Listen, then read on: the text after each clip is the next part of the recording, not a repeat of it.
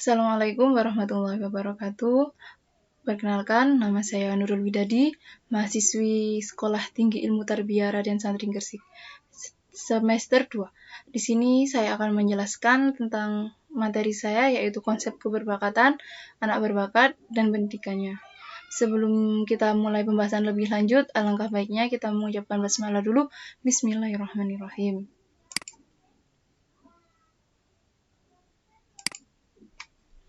Konsep keberbakatan, anak berbakat, dan pendidikannya. Setiap individu itu kan bersifat unik. Oleh hal tersebut sangat perlu untuk kita pahami sebagai calon pendidik berkaitan dengan bagaimana nantinya kita akan memberikan layanan kepada setiap peserta didik dengan adil, tepat, dan sesuai pada kemampuan yang mereka miliki. Sehingga kita mampu menjadi fasilitator bagi peserta didik untuk mengoptimalkan potensi yang mereka miliki. Agar hal tersebut dapat tercapai, tentunya terlebih dahulu kita harus mendahulukan serta memahami karakteristik yang dimiliki oleh setiap individu. Karakteristik tersebut pun tentu akan berbeda antara satu anak dengan anak lainnya. Maka dalam hal ini kita perlu untuk memperhatikan perbedaan individu agar dapat memberikan perlakuan yang tepat sesuai karakteristiknya. Termasuk dalam hal ini bagi peserta pendidik yang memiliki tingkat kecerdasan yang tinggi atau dapat kita sebut dengan anak berbakat. Perhatian terhadap pendidik anak berbakat sebenarnya itu sudah dikenal sejak 200 tahun yang lalu. Misalnya, Plato itu pernah menyerukan agar anak-anak berbakat dikumpulkan dan dididik secara khusus, karena mereka ini diharapkan bakal menjadi pimpinan negara dalam segala bidang pemerintahan. Oleh karena itu, mereka dibekali ilmu pengetahuan yang dapat menjunjung tinggi, dapat menunjang tugas mereka. Demikian pula di negara kita Indonesia. Kehadiran mereka itu sudah dikenal sejak dulu. Banyak sekolah yang menerapkan sistem loncat kelas atau dapat naik ke kelas berikutnya lebih cepat, meskipun waktu kenaikan kelas belum saatnya. Perhatian yang lebih serius dan formal tersurat dalam UU SPN nomor 2 tahun 1989 bahwasanya peserta didik yang memiliki kemampuan dan kecerdasan luar biasa berhak memperoleh perhatian khusus untuk mengembangkan potensi anak-anak tersebut secara optimal. Agar anak berbakat yang mempunyai potensi unggul tersebut dapat mengembangkan potensinya, dibutuhkan juga program dan layanan pendidikan secara khusus bagi mereka. Mereka itu lahir dengan membawa potensi luar biasa yang berarti telah membawa kebermaknaan hidup. Oleh karena itu, tugas pendidikan adalah mengembangkan kebermaknaan tersebut secara optimal sehingga mereka berkiprah dalam menunjukkan bangsa dan negara. Definisi keberbakatan. Anak berbakat ialah mereka yang memiliki kemampuan yang unggul, mampu memberikan prestasi atau memiliki kecerdasan yang tinggi, sedangkan keberbakatan harus ditinjau secara multidimensional. Anak berbakat adalah mereka yang oleh psikolog dan garing atau guru diidentifikasi sebagai peserta didik yang telah mencapai prestasi memuaskan dan memiliki kemampuan intelektual umum yang berfungsi pada taraf cerdas, kreativitas yang memadai, dan keterikatan pada tugas yang tergolong baik. Sedangkan, definisi menurut USOE atau United States Office of Education, anak berbakat adalah anak yang dapat membuktikan kemampuan berprestasinya yang tinggi dalam bidang-bidang seperti intelektual, kreatif, artistik, kapasitas, kepemimpinan, atau akademik spesifik, dan mereka yang membutuhkan pelayanan atau aktivitas yang tidak sama dengan yang disediakan di sekolah sehubungan dengan penemuan kemampuan-kemampuannya. Jadi, keterbakatan atau yang sering kita sebut dengan istilah giftedness atau keunggulan dalam kinerja mempersyaratkan dimilikinya tiga klaster ciri-ciri yang saling terikat, yaitu kemampuan umum atau kecerdasan di atas rata-rata, lalu ada kreativitas dan juga pengikatan diri terhadap tugas sebagai motivasi internal cukup tinggi. Oleh karena itu, untuk menemukan sumber daya manusia yang berkualitas, ketiga karakteristik tersebut itu perlu ditumbuhkan dalam 3 lingkungan pendidikan, yaitu keluarga, sekolah, dan masyarakat. Definisi anak berbakat. Menurut Undang-Undang tentang Pendidikan untuk Anak Berbakat Amerika Serikat, anak-anak berbakat adalah anak-anak yang tingkat persekolah, sekolah dasar, dan sekolah menengah yang diidentifikasi memiliki kemampuan yang tinggi, baik yang sudah nyata maupun yang potensial, dalam bidang-bidang seperti intelektual, kreatif, kepandaian khusus, kepemimpinan, ataupun seni. Sedangkan menurut definisi US Office of Education, anak berbakat ialah anak-anak yang diidentifikasi oleh orang-orang yang profesional, yang karena kemampuannya sangat menonjol, dapat memberikan prestasi yang tinggi. Dari keuntungan definisi US Office of Education ini ialah menekankan pada multidimensionalitas dari konsep anak berbakat.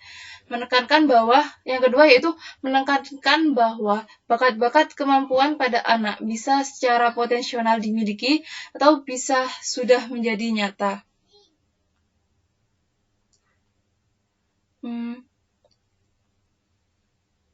Jadi berdasarkan dari berbagai definisi yang diungkapkan tadi, dapat disimpulkan bahwa anak berbakat ialah mereka yang karena memiliki kemampuan-kemampuan yang unggul, mampu memberikan prestasi yang tinggi, meliputi bermacam-macam bidang, dapat bersifat umum ataupun bersifat khusus.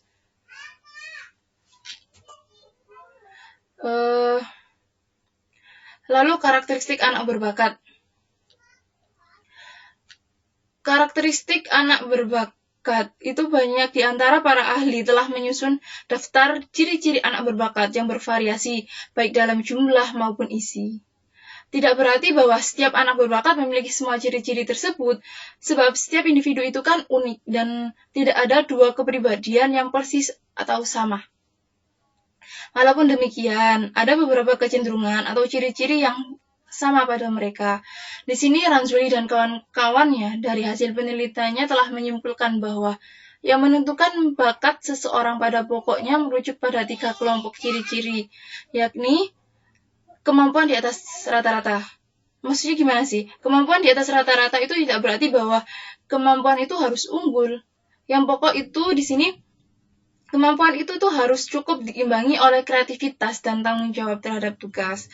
Selain itu, yang dimaksud dengan kemampuan umum adalah suatu bidang-bidang kemampuan umum yang biasanya diukur dengan tes intelijensi, tes prestasi, tes bakat, ataupun tes kemampuan mental. Lalu yang kedua yaitu ada kreativitas.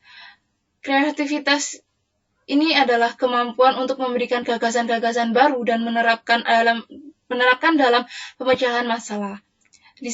Untuk kreativitas ini meliputi baik ciri-ciri aptitude seperti kelancaran, keluasan, dan keaslian dalam pemikiran maupun ciri-ciri seperti rasa ingin tahu, senang mengajukan, bahan pertanyaan, dan selalu ingin mencari pengalaman baru. Lalu yang ketiga yaitu tanggung jawab atau pengikatan diri terhadap tugas. Tanggung jawab atau pengikat diri terhadap tugas menunjukkan pada semangat dan motivasi untuk mengerjakan dan menyelesaikan suatu tugas, suatu peningkatan diri di dalam diri si anak itu tadi. Jadi bukan tanggung jawab yang diterima dari luar. Lalu ada yang keempat yaitu lebih maju. Maksudnya lebih maju kayak gimana sih? Anak yang berbakat lebih cepat matang, karena mereka itu menguasai suatu bidang lebih awal dari rekan-rekan sebayanya, lebih cepat memahami atau menangkap dari teman-teman yang lain. Dari bidang yang mereka minati, mereka itu belajar dengan mudah, hampir tanpa usaha dibandingkan anak-anak yang pada umumnya. Dalam banyak hal, contohnya, anak-anak yang berbakat ini lebih cepat matang karena mereka dilahirkan dengan kemampuan yang tinggi. Lalu yang kelima yaitu memiliki irama sendiri. Anak berbakat belajar dengan cara yang secara kualitatif berbeda dengan anak-anak pada umumnya. Mereka hanya butuh bantuan minimal dari orang dewasa dalam belajar. dalam banyak hal mereka itu menolak instruksi-instruksi eksplisit. Mereka juga seringkali melakukan penemuan-penemuan mereka sendiri dan menyelesaikan masalah dengan cara yang unik. Lalu yang terakhir yaitu hasrat untuk menjadi seorang ahli. Anak-anak yang berbakat itu memiliki ambisi memahami bidang di mana mereka memiliki kemampuan yang tinggi. Mereka menunjukkan minat yang kuat dan obsesif, serta ketertarikan dan kemampuan yang untuk berfokus. Mereka itu tidak perlu didorong oleh orang tuanya. Mereka akan memotivasi diri mereka sendiri. Lalu di sini R.A. Martinson dalam bukunya The Identification of the Gifted and Talented merincikan anak-anak berbakat itu sebagai berikut. Sebenarnya masih banyak yang ada di dalam bukunya R.A. Martinson ini. Cuman di sini saya akan memaparkannya sedikit. Yaitu membaca pada usia yang relatif muda, lalu memiliki rasa ingin tahu yang kuat, bisa memberikan banyak gagasan, berpikir kritis juga terhadap diri sendiri, mempunyai daya imajinasi yang kuat, bisa berkonsentrasi untuk waktu yang lebih panjang, terutama tugas atau bidang yang diminati. Selain itu, kita itu harus juga tahu tentang faktor penyebab timbulnya keberbakatan seseorang.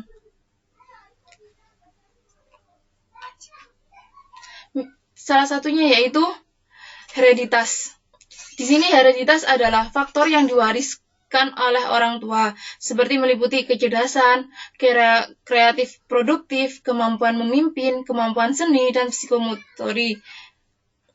Di dalam diri seseorang itu telah ditentukan adanya faktor bawaan yang ada pada setiap orang, dan bakat bawaan tersebut juga berbeda setiap orangnya. Namun,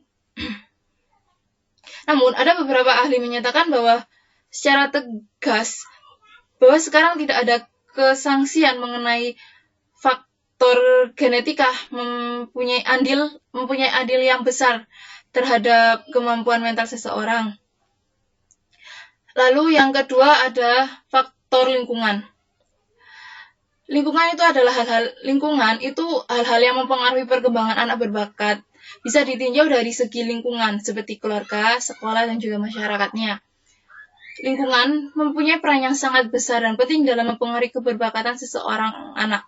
Ya, walaupun seseorang anak mempunyai bakat yang tinggi terhadap suatu bidang, tanpa adanya dukungan dan perhatian dari lingkungan seperti masyarakat, tempat ia bersosialisasi, keluarga, tempat ia menjalani kehidupan berkeluarga, tempat dia menjalani kehidupan dan mengembangkan keberbakatan itu dapat membantunya dalam mencapai ataupun memaksimalkan bakatnya tersebut.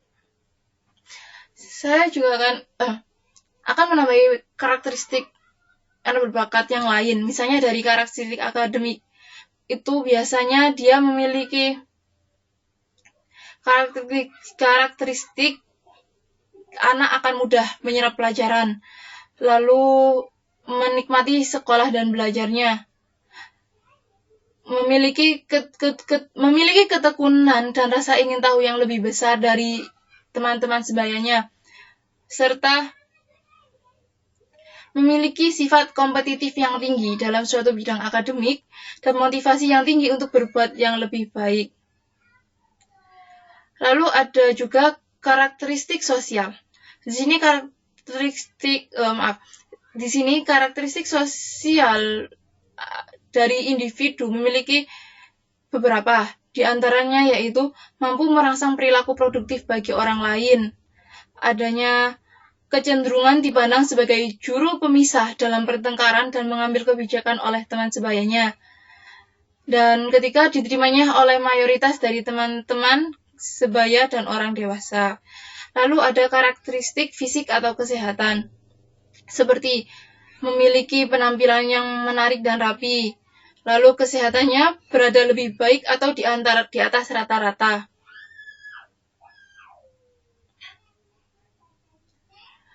Lalu ada yang namanya karakteristik intelektual kognitif.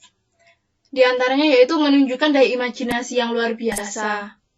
lalu menunjukkan kemampuan bernalar yang sangat tinggi, serta mampu menghidupkan ide-ide yang nampak tidak berkaitan menjadi suatu konsep yang utuh. Lalu ada lagi yang namanya karakteristik persepsi atau karakteristik emosi. Di sini pada umumnya itu anak itu akan introvert, lalu sangat peka perasaannya, memiliki perasaan yang dalam atas sesuatu, sangat perspektif dengan beragam bentuk emosi orang lain. Maksudnya bagaimana? Peka dengan sesuatu yang tidak dirasakan oleh orang-orang lain. Lalu karakteristik motivasi atau nilai dan juga nilai-nilai hidup, seperti memiliki minat yang beragam dan tertantang luas. Lalu melakukan sesuatu atas dasar nilai-nilai filsafat yang seringkali sulit dipahami oleh orang lain. Sangat peduli dengan moralitas dan nilai-nilai keadilan, kejujuran, dan juga integritas.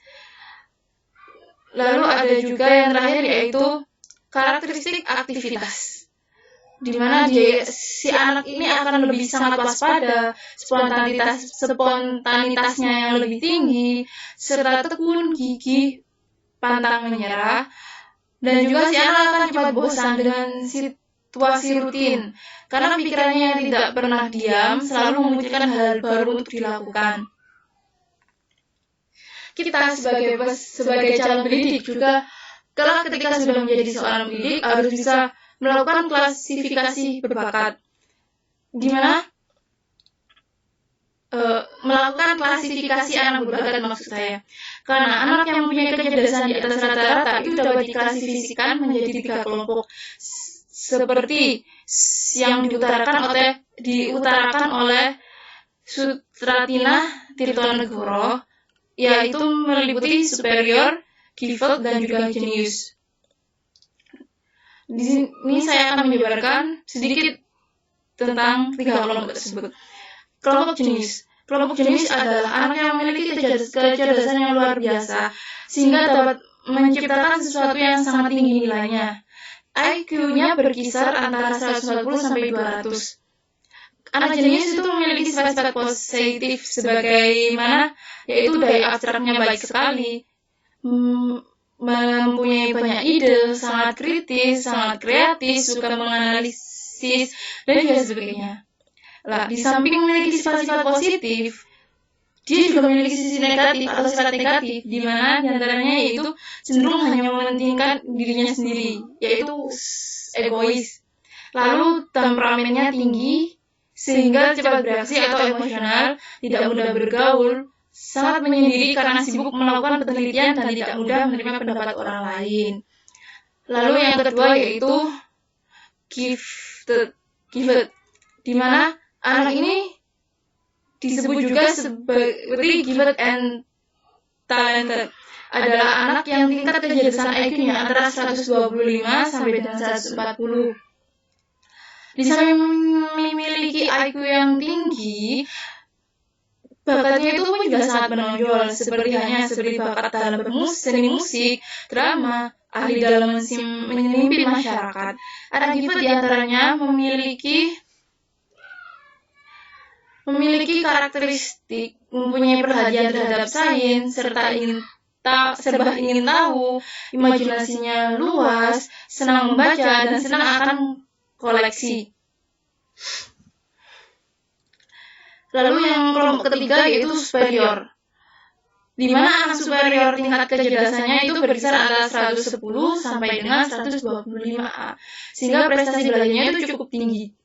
Anak superior ini tuh memiliki karakteristik sebagaimana dapat berbicara lebih dini, dapat membaca lebih awal, lalu dapat mengerjakan pelajaran sekolah dengan mudah, dan dapat perhatian dari teman-temannya.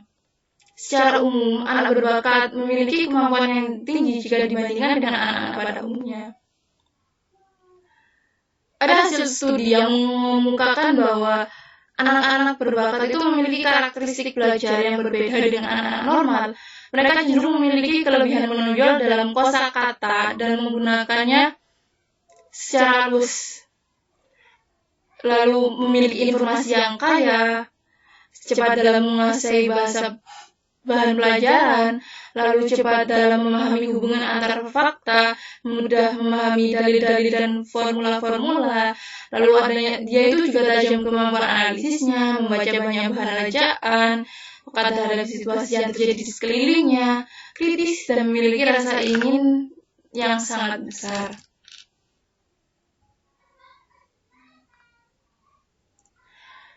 Masalah dan dampak anak berbakat. Di sini ada 3 yang mempengaruhi masalah dan bakat anak berbakat.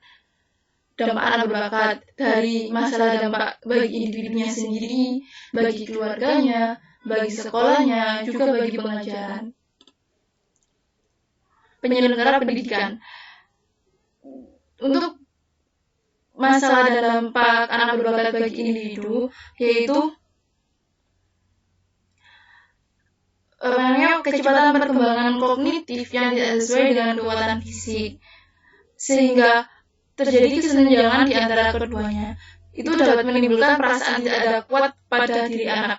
Perasaan semacam itu dapat mendorong anak tidak peduli terhadap kegiatan fisik kelompok, sehingga dapat menimbulkan frustasi, kecewa, dan tidak puas terhadap kehidupan kelompok sebayanya.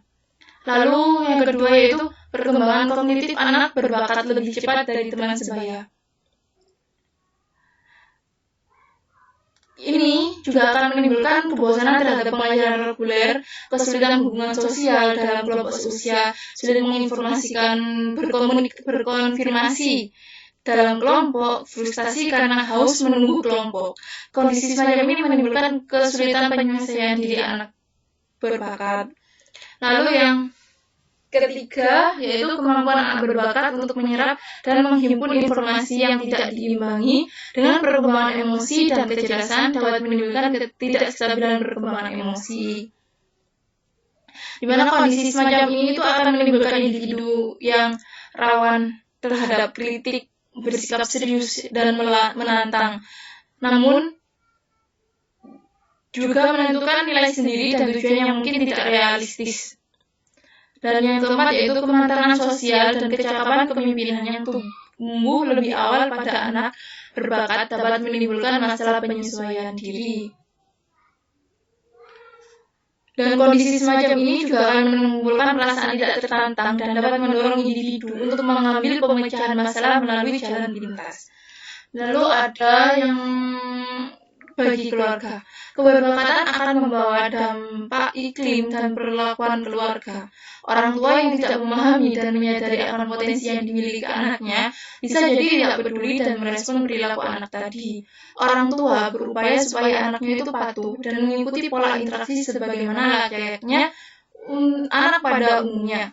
Kecenderungan anak itu melibatkan diri dalam urusan orang tuanya, memaksakannya untuk bermain dengan teman seusianya. Karena sikap orang tua tersebut itu juga akan menimbulkan tetap beruntung dalam keterbakatan. Dalam menghadapi anak berbakat itu, orang tua itu harus menunjukkan sikap memahami, peduli terhadap pikiran dan perasaan anak, bersikap terbuka, dan juga memberi pertolongan kepada anak untuk mengekspresikan dirinya.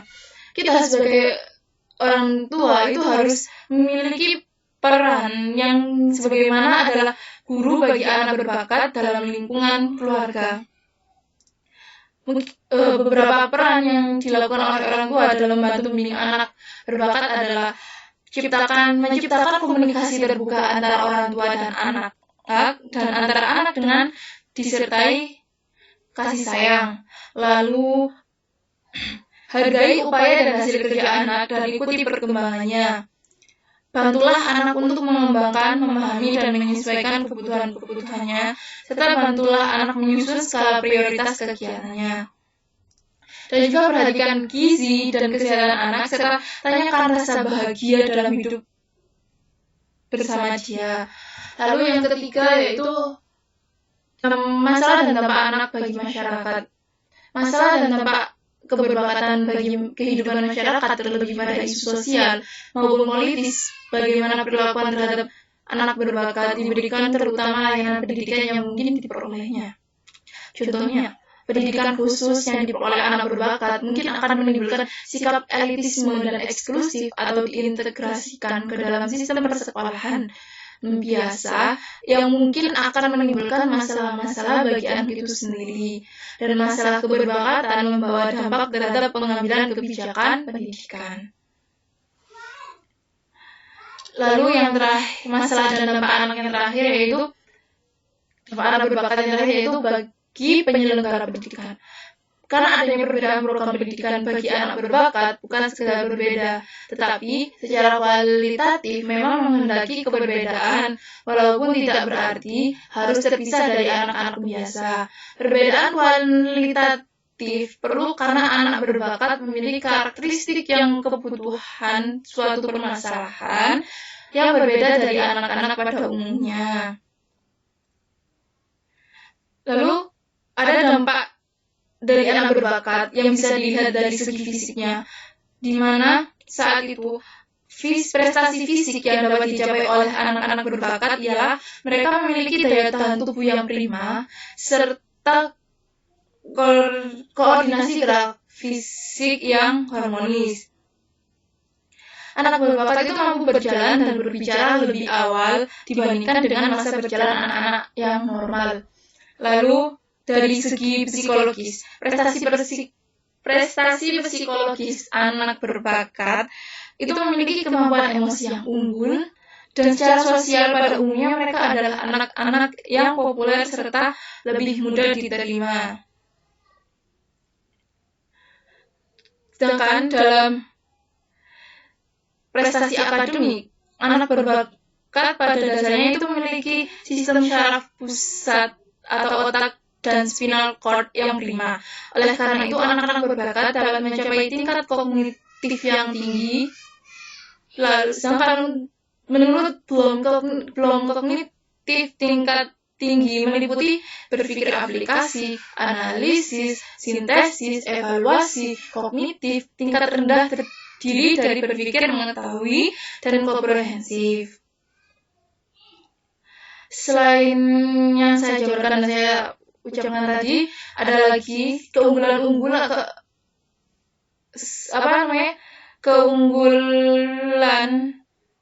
di atas itu anak-anak berbakat juga mempunyai dampak dalam karakteristik yang negatif. Tapi meliputi mampu mengaktualisasikan pernyataan secara fisik berupa pemahaman pengetahuan yang sedikit. Lalu dapat mendominasi diskusi, tidak sabar segera maju ke tingkat berikutnya, suka ribut, lalu memiliki kegiatan membaca daripada berpartisipasi aktif dalam kegiatan masyarakat atau kegiatan fisik, suka melawan aturan, petunjuk atau prosedur tertentu. Jika memimpin diskusi, akan membawa situasi diskusi ke situasi yang harus selalu tuntas. Fantasi yang disebabkan tidak jalannya aktivitas sehari-hari dan menjadi bosan karena banyak hal yang diulang-ulang.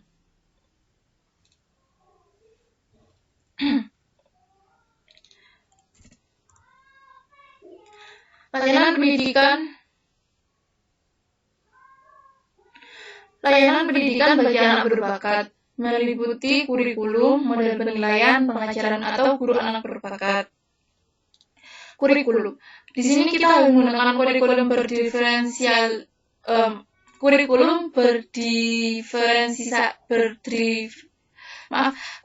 berdiferensiasi bagi anak berbakat mengacu pada penanjakan kehidupan mental melalui berbagai program yang akan menunjukkan keaktivitasnya serta mencakup berbagai pengalaman belajar intelektual pada tingkat yang tinggi. Karena dalam kurikulum diferensiasi itu terjadi pengumpulan materi, artinya di mana materi kurikulum yang diperluas atau diperdalam tanpa menjadi lebih banyak. Secara kualitatif, materi pelajaran berubah dalam pengumpulan beberapa konsep esensial dari kurikulum umum sesuai dengan tuntutan bakat, perilaku, keterampilan, dan pengetahuan serta sifat luar biasa anak berbakat. Lalu model penilaian. pada bagian-bagian identifikasi proses penilaian anak berbakat proses penilaian anak berbakat itu sebenarnya tidak berbeda dari penilaian pada anak pada umumnya. Namun pada cakupan kurikulumnya yang berbeda, maka berbeda dalam penerapan penilaian. Penerapan penilaian itu mencakup ciri-ciri belajar yang berkenaan dengan tingkat berpikir tinggi. Biasanya anak berbakat sering mampu menilai hasil kinerja sendiri secara kritis. Selain itu, harus memperoleh umpan balik tentang hasil kinerjanya secara terbuka. Dan biasanya penilaian yang menuju pada suatu asesmen dilakukan oleh guru yang bukan saja mengenal muridnya, melainkan juga melatih, mendidik, dan mengamati sehari-hari.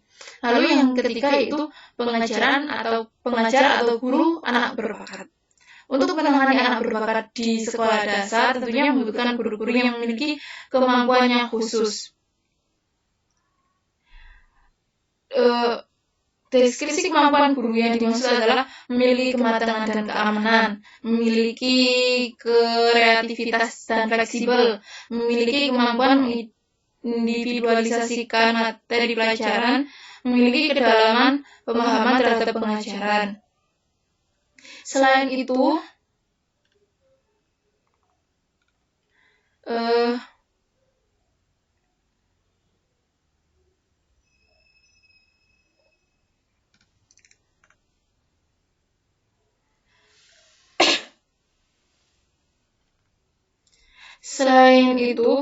kita juga bisa terlebih dahulu untuk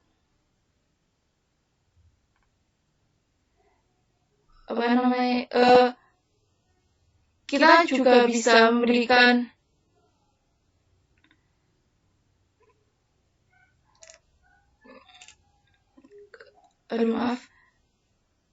kita juga selain itu juga kita dalam anak-anak berbakat itu kan juga bisa adanya sekolah akselerasi atau juga homeschooling.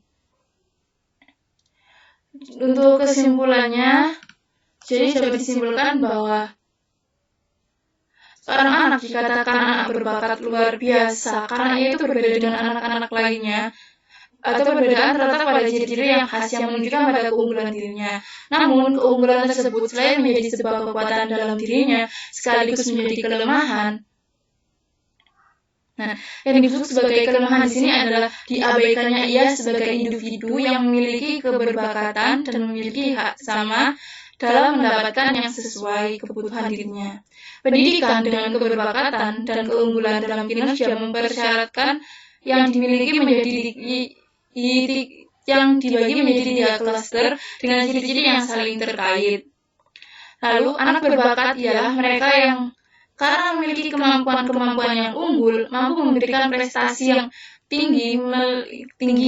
Lalu, adanya karakteristik anak belajar, di mana menurut Ranzulin, yaitu ada 3, di mana kemampuan di atas rata-rata, kreativitas, dan juga tanggung jawab dan peningkatan diri terhadap tugas.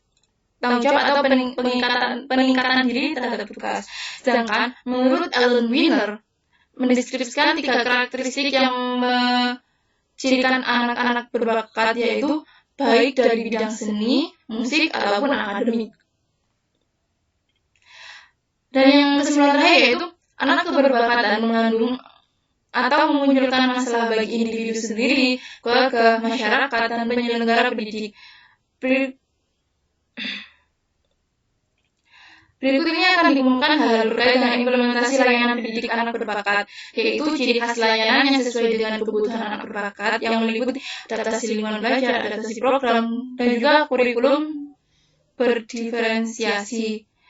Mungkin cukup sekian dari penjabaran materi saya, yaitu konsep keberbakatan, anak berbakat, dan pendidikannya.